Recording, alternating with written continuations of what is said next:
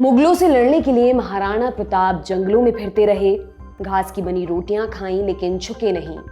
प्रतिज्ञा ली कि चित्तौड़ को दोबारा जीत कर ही दम लेंगे। महाराणा प्रताप की वीरता के किस्से हमने आपने कई बार सुने हैं, लेकिन फिर एक सवाल है, महाराणा प्रताप और मुगल बादशाह अकबर के बीच दुश्मनी पैदा कैसे हुई?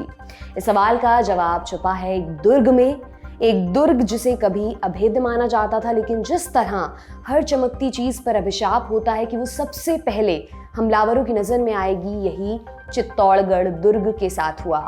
इसी चित्तौड़गढ़ दुर्ग पर 1303 ईस्वी में अलाउद्दीन खिलजी ने हमला किया, जिसकी एक कहानी हमें रानी पद्मिनी के जौहर के रूप में सुनाई जाती है। लेकिन ये आखिरी बार नहीं था कि चित्तौड़गढ़ में जौहर किया गया हो। चित्तौड़गढ़ पर 3 बार हमला हुआ था। अलाउद्दीन खिलजी के बाद साल 1535 में गुजरात के सुल्तान बहादुर शाह ने चित्तौड़गढ़ पर हमला किया। बहादुर शाह तो लौट गया, लेकिन इसके कुछ दशक बाद ही चित्तौड़गढ़ मुगलों की नजर में आ गया। मुगल बादशाह अकबर मेवाड़ पर कब्जा चाहते थे ताकि उन्हें दिल्ली से गुजरात के बंदरगाहों तक सीधा रास्ता मिल जाए। इस अभियान में सबसे बड़ा कांटा था चित्तौड़गढ़। चित्तौड़गढ़ पर महाराणा प्रताप के पिता महाराणा उदय सिंह का शासन था।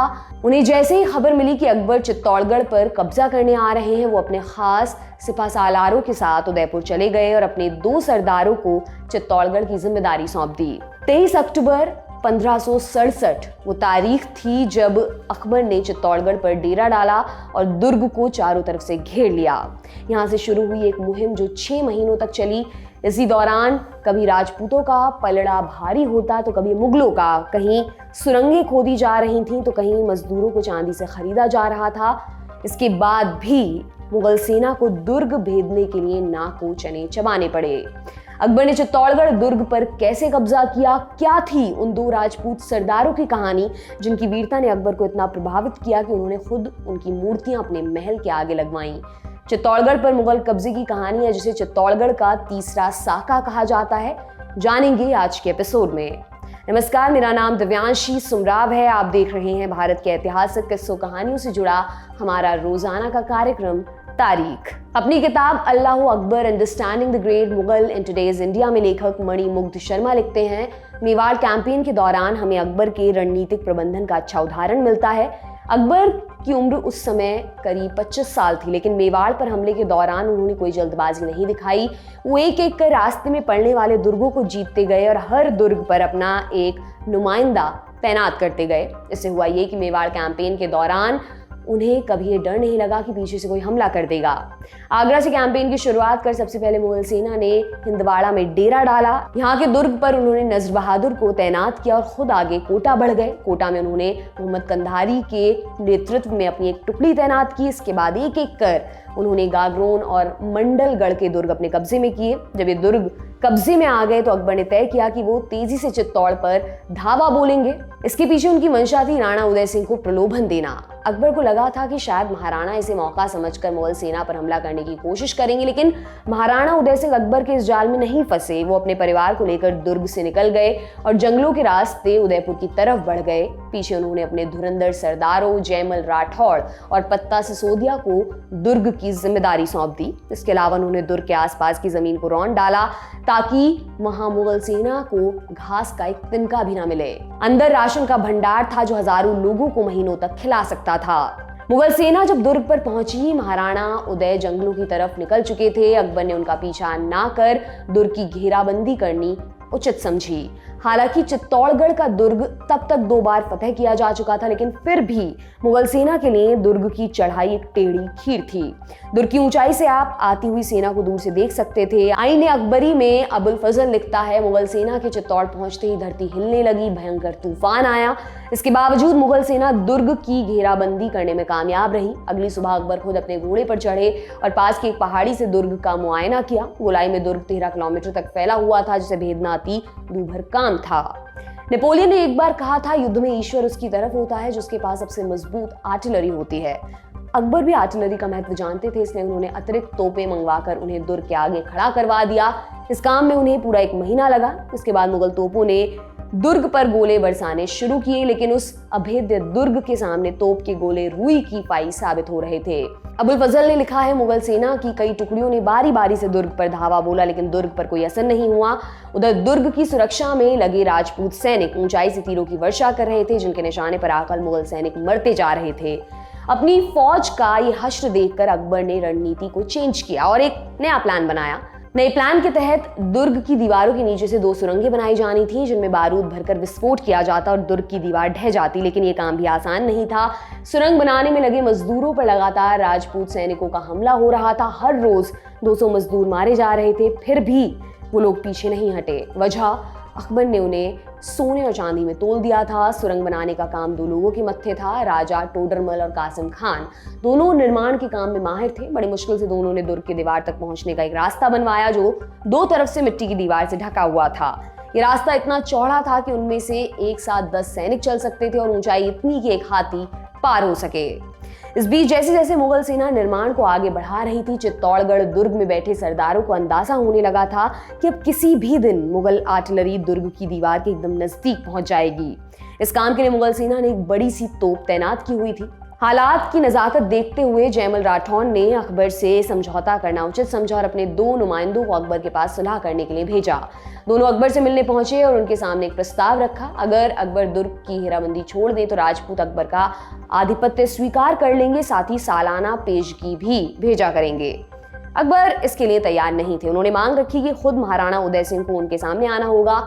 राजपूत सरदारों को यह शर्त हरगिज मंजूर नहीं थी। चित्तौड़गढ़ के पास अब युद्ध के अलावा कोई रास्ता नहीं बचा था। जंग के ऐलान के साथ ही राजपूत सैनिकों ने मुगलों पर ताबड़तोड़ हमलों की शुरुआत कर दी। यह हमला इतना भीषण था कि कई बार अकबर हमले की चपेट में आने से बाल बाल बचे। मणिमुग्ध शर्मा अपनी किताब में लिखते हैं कि इस युद्ध में कई मुसलमान भी राजपूतों की तरफ से लड़ रहे थे और चूंकि अकबर ने इस जंग को धार्मिक रंग दे रखा था, वो इन सैनिकों से विशेष रूप से गुस्सा थे। राजपूताना बंदूकों को लीड करने वाले एक आदमी का नाम इस्माइल था। एक रोज जब अकबर दूर से जंग पर निगरानी रख रहे थे, इस्माइल की बंदूक का निशाना उनके खासम खास नौकर जलाल खान को लगा। ये देखकर अकबर को इतना गुस्सा आया कि उन्होंने इस्माइल को खुद मारने का निर्णय कर लिया। इसके बाद अकबर के निशाने से ही इस्माइल की मौत हुई थी। लड़ाई कई हफ्तों से चल रही थी। मुगल सैनिक एक एक कर दुर्ग में खड़े राजपूत सैनिकों को निशाना बना रहे थे, लेकिन ये सब किसी काम नहीं आ रहा था। मुगल सैनिक जितनी बार दुर्ग की दीवारों को नुकसान पहुंचाते, उतनी ही तेजी से उनकी मरम्मत भी हो जाती। अंत में अकबर ने अपने सैनिकों को दुर्ग की नींव में बारूद भरने का हुक्म दिया। 17 दिसंबर के रोज ये काम हुआ। पहले विस्फोट में दुर्ग का एक हिस्सा ढह गया और उसके ऊपर तैनात सैनिक मारे गए। ये देखकर उत्साह से भरी मुगल टुकड़ियों ने धावा बोल दिया और इस चक्कर में ध्यान ही नहीं दिया कि एक और विस्फोट होना बाकी है। जैसे ही मुगल सैनिक दुर्ग के पास पहुंचे, दूसरा विस्फोट हो गया और 200 सैनिक मौके पर ही मारे गए। साथ ही पास में खड़े 40 सैनिक भी मलबे की जद में आ गए। इस हंगामे के बीच मुगल सेना में अफरा तफरी मच गई और वो दुर्ग में हुए सुराख का फायदा नहीं उठा पाए। राजपूत सैनिकों ने रातों रात गिरी हुई दीवार को दोबारा खड़ा कर दिया। इस फेलियर से मुगल फौज में हताशा फैल गई। अकबर ने तय किया कि वो अपने पुराने प्लान के मुताबिक ही चलेंगे। जिस रास्ते का निर्माण कराया जा रहा था उसे पूरा किया गया। ये रास्ता चारों तरफ से ढका हुआ था और सिर्फ आगे और पीछे से उसका मुंह खुला था।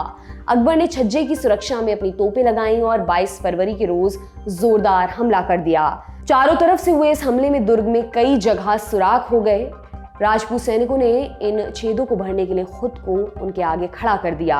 अकबर ने देखा कि राजपूत सैनिकों की अगुवाई करने वाला एक शख्स था, जिसने जंजीरों से बना एक कवच पहना हुआ था। कवच के ऊपर छाती बंद लगा हुआ था, जिसे 1000 मिखी कहते थे। 1000 मिखी यानी हजारों कीले। इस पहनावे का मतलब था एक खास ओहदा। अकबर को उस समय तो एहसास नहीं हुआ कि ये कौन है, लेकिन उसे निशाना बनाने के लिए वो अपनी पसंदीदा तोप पर सवार हो गए, जिसका नाम संग्राम था। अकबर का गोला ठीक निशाने पर लगा। कुछ देर में अकबर का एक सरदार दौड़ता हुआ आया। उसने खबर दी कि दुर्ग के अंदर आग की लपटें उठ रही हैं। अकबर को कुछ भी समझ नहीं आ रहा था। तभी पास में खड़े राजा भगवान दास ने अकबर को बताया कि राजपूत स्त्रियों का जौहर है और इसका मतलब है कि राजपूत आखिरी लड़ाई यानी साका की तैयारी कर चुके हैं। अगली सुबह अकबर को पता चला कि उनकी तोप का निशाना जिसको लगा वो और कोई नहीं, राजपूत सरदार जयमल राठौर थे। जयमल राठौर की मृत्यु के साथ ही राजपूत सरदारों ने जान की परवाह किए बिना मुगलों पर हमला कर दिया। मुगल सैनिक अब तक दुर्ग के अंदर घुस चुके थे। अकबर खुद एक हाथी पर चढ़े और दुर्ग के अंदर दाखिल हो गए। करीब 300 हाथियों ने दुर्ग के अंदर तबाही मचानी शुरू कर दी। राजपूत सैनिकों ने इनमें से कई हाथियों की सूंड काट डाली। अकबर के सामने एक राजपूत सरदार को लाया गया, जिसे एक हाथी ने कुचल डाला था। ये पत्ता सिसोदिया थे। कुछ देर में उन्हें भी मार डाला गया। दुर्ग के अंदर 8000 सिपाहियों के अलावा 40,000 आम लोग थे। अबू फजल ने लिखा है कि इन लोगों ने राजपूत सेना का साथ दिया, जिसके चलते 30,000 की संख्या में उन्हें भी मार दिया गया। 5 महीने चली जंग के बाद फरवरी के आखिरी हफ्ते में अकबर ने चित्तौड़गढ़ के दुर्ग पर पूरी तरह कब्जा कर लिया। इसके बाद वो अजमेर में मोइनुद्दीन चिश्ती की दरगाह के दर्शन के लिए चले गए। अजमेर में ही इस जीत के नाम पर एक फतेहनामा जारी किया गया। आगरा लौटने के बाद अकबर ने इस युद्ध में वीरगति को प्राप्त हुए राजपूत सरदारों जयमल राठौड़ और पत्ता सिसोदिया की मूर्तियां फतेहपुर सीकरी में लगवाई। हालांकि मेवाड़ से उनकी जंग जारी रही। महाराणा उदय सिंह के बाद महाराणा प्रताप ने हल्दी घाटी में मुगल सेना का सामना किया और आगे कई सालों तक मुगल सेना के लिए सर का दर्द बने रहे। आज की तारीख में बस इतना ही। एपिसोड आपके लिए लेकर आए थे हमारे साथी कमल भट्ट। देखते रहिए दी लल्लन टॉप। शुक्रिया। किसको मिली बात, किसने उड़ाया धुआं, दिन भर खेलों की दुनिया में क्या क्या हुआ, हर खबर जिस पर आप करते हैं बात, छोटी से छोटी जानकारी लाएंगे हर रात। लेकर आया है लल्लन टॉप, स्पोर्ट्स की खबरों का खास शो स्पोर्ट्स टॉप, सोमवार से शुक्रवार रात 10 बजे।